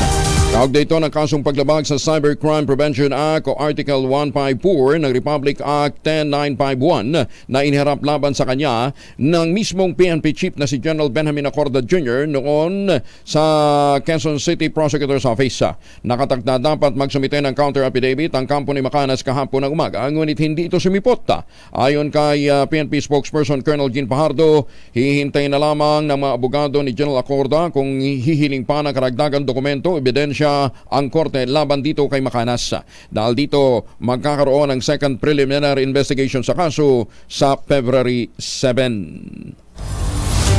Pinatiko sama ni Senator Bongo sa pagdinig ng Senado ang umano'y panunuhol upang makakuha ng legda para sa People's Initiative bilang paraan ng pag-amyenda sa 1987 Constitution. Sa nasabing hearing ng Senate Committee on Electoral Reforms and People's Participation, sinabi ni Senator Go na maraming testigo ang tumitindig para ibunyag ang panunuhol at panlinlang na ginagawa sa kanila kapalit ng pirma para sa People's Initiative. Sinabi ni Go na kung totoo ito, malinaw na hindi inisyatiba ng taong bayan ang sinusulong na baguhin ang saligang batas at hindi ito tunay na boses ng ordinaryong Pilipino.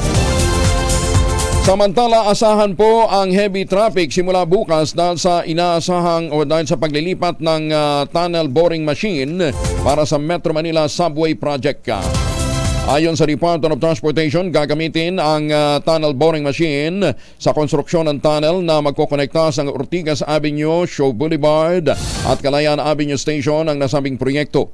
Sa abiso ng DOTR, titindi ang traffic mula alas 10 ng gabi hanggang alas 4 ng umaga bukas yan hanggang 5 ng Pebrero.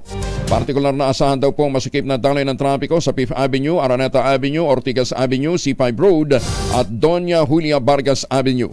Ang payo ng DOTR sa mga motorista hanggat maaari iwasan ang mga nabanggit na lugar at humanap na lamang ng alternatibong daan. Scammer na nagpanggap na tauhan ng Antipolo LGU nag-aalok pa ng padula sa mga trabaho na taga City Hall daw siya. Ayun, nadali! Detalye mula kay Jel Parosa, RH52. Jel. Nagbabala ko yung Angel, ang Antipolo City Government sa publiko hinggil sa umanay scammer na nagpapanggap na tauhan ng City Hall. Ayon sa Antipolo LGU, nagpakilala itong umanay staff na Engineer Mike Season at tumatawag pa sa mga binibiktima. Modus umano ng Engineer Mike ang lokoy ng mga tinatawagan gamit ang numero 0985-967-2197. Karaniwan niyang topic sa telepono ay ang pag-aayos umano ng nilalakad na paper o permit sa City Hall. Pag-aayos ng proposal na i-discuss ng mga biktima at ikatlo naman ay pagpapaawa na siya nasa ICU umano ang kanyang kapamilya at nanghihingi ng tulong. Pinabudaan ng Antipolo City Government sa pagkakaroon ng tauhang nagngangalang season at demonstrasyon na nasabing kalakaran. Pero ang masamang balita ay may napaulap ng biktima itong scammer na hinahanap pa rin hanggang sa ngayon para makasurat na ipakulong. Sakali namang makatisod ng parehong problema ang publiko, maaari lamang na tawagan o kontakin ng Antipolo City Police sa mobile number 0998-598-5717, 0917-157-7627. Para sa kauna-unahan sa Pilipinas, DZRH. Ito si Edniel Parrosa. Tuloy-tuloy sa pagbabalita, tuloy-tuloy sa serbisyo. Sama-sama tayo, Pilipino. Maraming salamat, Tidjel. Ala ko, nahuli na, hindi pa pala, no? Tulong ho kayo para mahuli yung mga walang yan. Kasado na ilabas ng Department of Labor and Employment ang revised guidelines para sa paniningil ng service charge ngayong linggo. Ayon kay Labor Secretary Benvenido Laguesma sa panayam ng DZRH at ng radyo natin, maaaring makinabang na rin sa service charge ang mga contractual na mga empleyado. Naman, kasi empleyado lang naman daw palang binabanggit dun sa batas eh. Pinag-aaralan din na niya ng DOLE ang posibleng porsyento ng hatian para sa management at mga empleyado ng mga service company.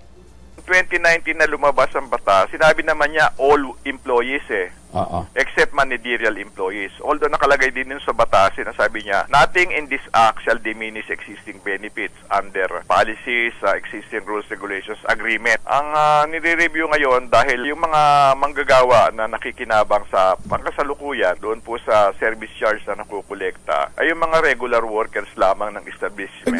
Yes, wala yung hindi nakakasama yung mga manggagawa ng service provider, yung mga contractual. Baka lumabas na po yung implementing rules and regulations ngayong linggo na ito. Ay, salamat. Ayan. Abangan ho natin, ha? Anyway, magandang balita yan. Kaya maganda ho ang gising natin. Siguro magandang tulog natin, ha? Magandang tulog para may magandang gising. Tulungan ho tayo ng Ultabio, ang kauna-unahang postbiotic food supplement na available po ngayon sa market. Rekomendado po ng mga doktor at rehistrado sa Food and Drug Administration. Available po ito sa Shopee, sa Lazada.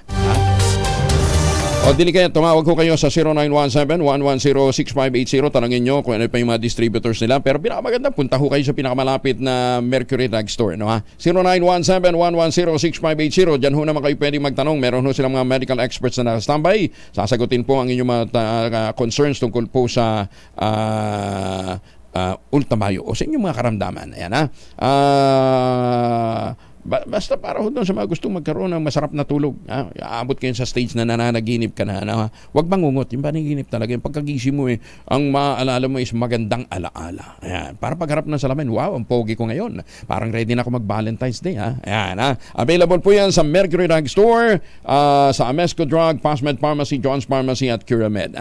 Diyan ho kayo po pwedeng makabil nito pong Ultabayo. Teka nga pala, kasi available na rin ito online. Merong pinadala sa atin dito na pupuntahan nyo lang yung ultabayo.com. Pwede kayong mag-avail pa ng dagdag na 5% discount. Kaya lang, meron ho kayong ilalagay na na magic word o yung password yata. Sandali Ulta. Yun, yan. Hanapin nyo yung password na Angel. All caps, Angel. Para maka-avail ho kayo ng discount. 5% discount code. Angel. Para nyo sinabing Angel ang nagpadala ho sa inyo ng 5% discount. Umaga, Pilipinas! Angel lang sa pangalan, sa looks hindi. Oras muna sa buong kapuluan, 6 na minuto na lamang bago po mag-ACS sa umaga. Kasi Friday, February 5, pasok ang February 6 Saturday, February 7 Sunday. February 8 and 9, special non-working holiday yan. Sabi kahapon ni Secretary Benny Leguesme. Kasi yung 9, Chinese New Year. Holiday yun. Yung 8, yung 8, Monday, napagitan. So, special non-working holiday din yan. Okay. So, para ho sa mga may trabaho, congratulations sa mga jobless. Wait until you become employed. Marami na kayong oras. Punta ho kayo sa Westchester Realty para ma-check ho ninyo yung pong mga available units nila dyan po sa Sibera Mabalacat, Sibera Bacolod at Samira para magkaroon ho kayo ng chance sa manalo din ng 342 sa isang Asian destination. Ang Westchester Realty po nag-aalok ng pinakamurang ready for occupancy unit sa buong housing industry with easiest term na 5% down payment. Pwede pang gives. Kaya ano pang iniintay po ninyo? To pa rin ang pangarap na magkaroon ng sariling bahay sa presyong abot kaya. 0996-501-5555 o sa 0947-434-5555. Kung ngayon nga po kayo bibili, may chance pa ho kayong manalo ng 342 sa Hong Kong, sa Singapore, Taiwan, Thailand, kung saan tatama ho yung dart, yung lucky dart na ibibigay ho sa inyo. Kaya mag-practice na ho kayo mag-dart bago ho kayo magtungo dito po sa Westchester Realty. Ayan, 342, all expense paid, kung saan ho kayo mapupuntang Asian destination. Tapos, swerte pa ho kayo dahil ang bahay nito, sabi nga ni Malu Cabral, flood prone free. Flood free. Dahil itinaso yung lokasyon para hindi hubain. Ayan, ulitin natin, 0996-501-5555 o dili kayo sa 0947-434-5555. Magandang umaga, Pilipinas! 4,000 ang naghihintay na premyo sa Mahiwagang Tunog. Mahiwagang Tunog. Ano ang nahulog? Saan nahulog? Yan po ang inyong huhulaan. Ipadala inyong sagot sa 0919-282-6485. Sundin ang tamang format ng pagte-text, empty space, name slash, address slash, contact number slash, at ang inyong sagot. ₱1 lamang po maaari mag-text sa ating text line gamit ang inyong mobile number. Paano po? Paalam na ho tayo, Magtanim ng kawayan para sa kalikasan at kabuhayan. Kuya Angel po, si Angelo Palmones, nag-iiwan sa inyo na isang maganda umaga. At bago tayo tuluyang magpaalam, nabalitaan nyo na ba? May nilulutong bago ang Manila Broadcasting Company. Nakaka-excite! Abangan po yan sa mga susunod na araw. Siyempre, kasama pa rin ang DZRH, DZRH TV at ang ating mga kapatid sa iba't ibang FM stations ng ating himpilan. Malapit na po yan. Soon! Ang ating quote of the day ngayong araw nito ay hango po sa Greek philosopher na si Plato. Ang sabi ho ni Plato, a good decision is based on knowledge and not on numbers. 2:02 in just a while, 1 minuto na lamang bago po mag-ACS ng umaga. Magandang umaga, Pilipinas!